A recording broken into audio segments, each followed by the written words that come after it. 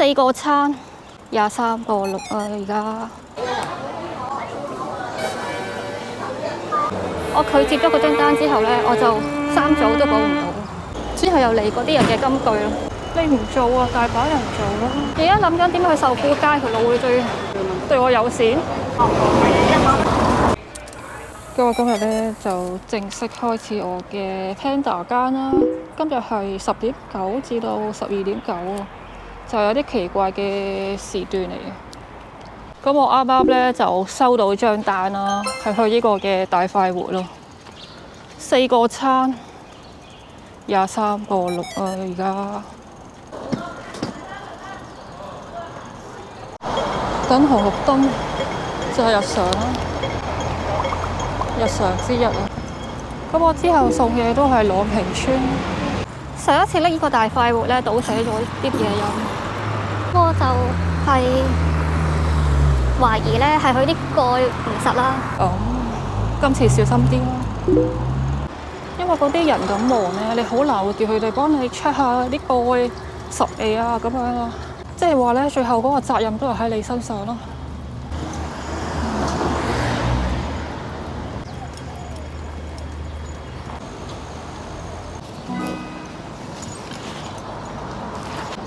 因為之後攞4個餐咧，都未必隻手咁得閒。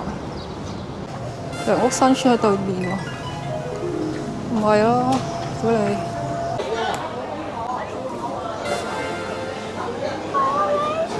哇！我好耐咧未試過拒接訂單，接單率數啊！我真係放棄。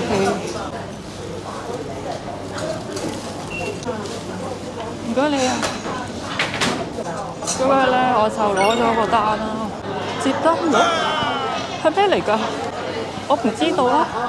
即係咧，就唔係話放屁啊，係真係做唔嚟啊嘛。我冇否認過我係好廢嘅。我啱見到咧，佢就喺前邊嘅啫。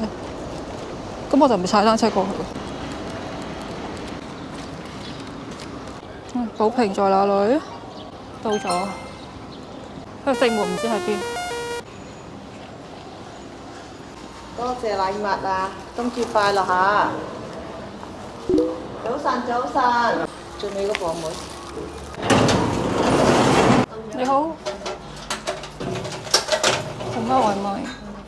好，唔該晒。多謝你。咁我而家去攞返我部單車啊！唔該你，唔該你，唔該你。我只係用咗4個字去笠咗啊！我而家先發現咧，原來斑鳩係好受人歡迎，真係咕咕咕。咁我而家就去踩返去附近多啲單嘅地方度等單啦。我而家個心態咧都係維持喺嗰種我做多一單就一單嘅心態咯，唔理咁多，有得做咪做咯。好悲哀嘅一個點咧，就係我拒接咗嗰張單之後咧，我就3組都補唔到。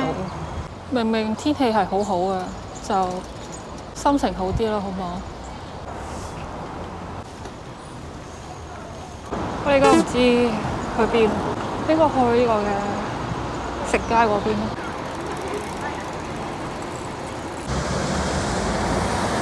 都係未有單啦。去呢個嘅壽司郎啊！我呢家先知咧，原來呢個千色廣場咧係有壽司郎。咁呢張都係27個幾嘅。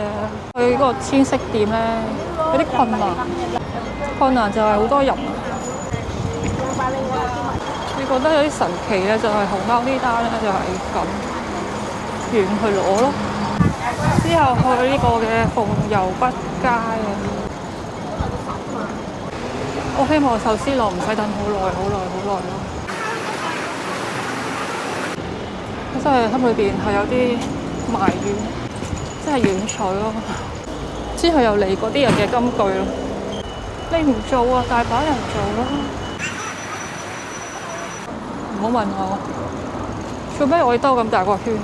嗰條路好多人，單車係行唔到嘅完全。即係講你都唔信，我而家仲喺度推緊車。第一次嚟呢個嘅壽司郎，我想同大家講咧，我到而家都係未食過呢個壽司郎，冇咩好遺憾。我記得以前嘅呢個位咧係一間書店嚟嘅。唔該你。壽司係好難寫嘅，我諗如果今次再寫嘅話，我係冇任何藉口，減少佢倒瀉嘅風險喎。你都唔想嗰個壽司嚟到係散晒㗎嘛？我呢一部嘅單車好似冇乜作用，佢喺晏晝嘅元朗人好多啦，佢完全冇辦法可以行到，即係車來車往，冇誇張。其實條路又唔係真係好長嘅，並唔需要一定要踩出馬路。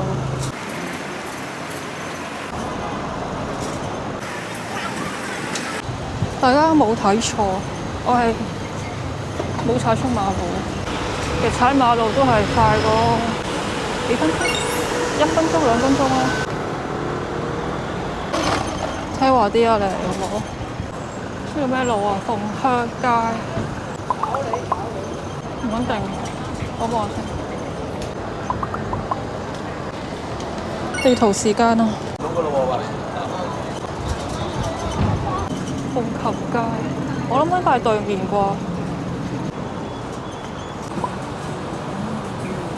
不過我諗喺呢度附近。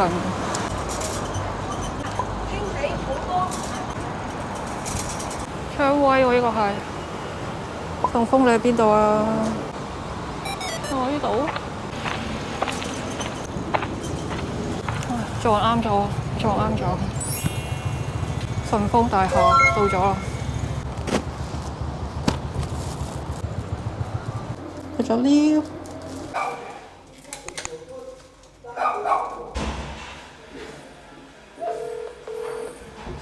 冇去錯地方啦，我應該。好，Foodpanda。即係你。咁我就送咗第2張單啊！歷盡千辛萬苦。呢度完完全全咧係一條食街咯，勁多嘢食。肥仔海南雞喺前邊，好出名嘅。之後我接咗第3張單啦，今日嘅係去呢個餃利啊，喺對面啊，喺對面，我係諗緊點樣行過去對面啊要。原來啱啱叮我就提我啲餐準備好啫，因為我之後去呢個嘅浮財街，所以嗰架單車要更新。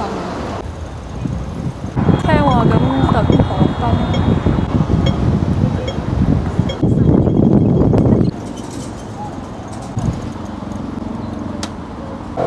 突然之間諗翻起我第一次送外賣嘅時候咧，我連浮財街喺邊都唔知。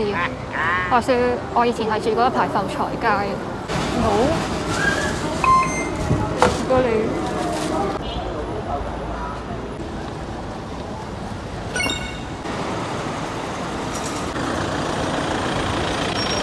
行呢條路係會比較明智啲嘅，因為另外嗰邊好鬼多人，唔係話特別中意行啲陰森小巷，係因為避開呢啲人嘅。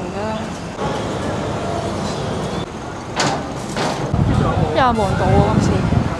你好 ，Foodpanda，多謝你。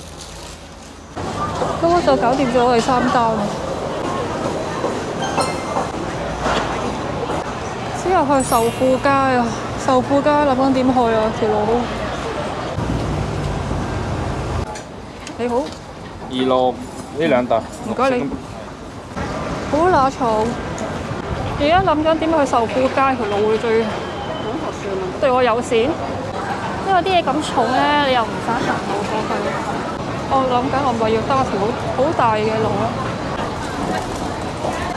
本身都唔係好。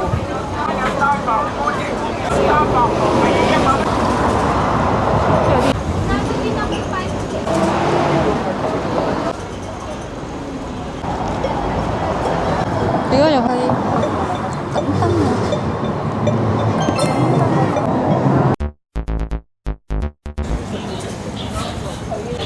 而家呢條路咧係已經叫做好少人，小心小心小心小心！我呢個速度咧，我都做咗4張單今日，喺呢度會好啲啊，好似係。盡量喺度揾啲路咧係冇人嘅，盡量。越野障礙賽喎而家。咁我今日嗰架單車咧，完全係變咗架車仔，車仔嘅形式啊！而家差2條交我到啦。我估唔到咧，喺呢個咁嘅冬天送外賣都會令我覺得身水身汗。條路好崎嶇，但我到咗。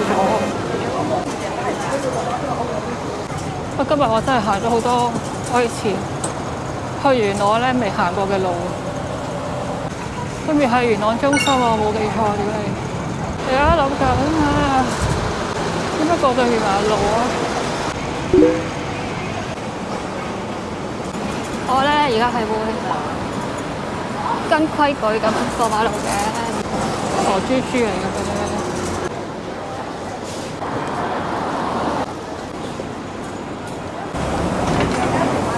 元朗中心啊，到咗啦！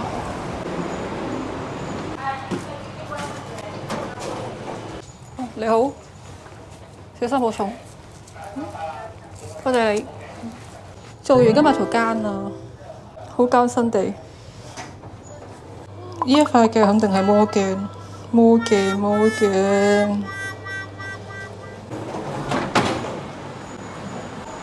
話說我以前咧喺度補過習咯。好細個嘅時候，鍾意嘅就俾個 like 同埋 subscribe 我，多謝大家，再見。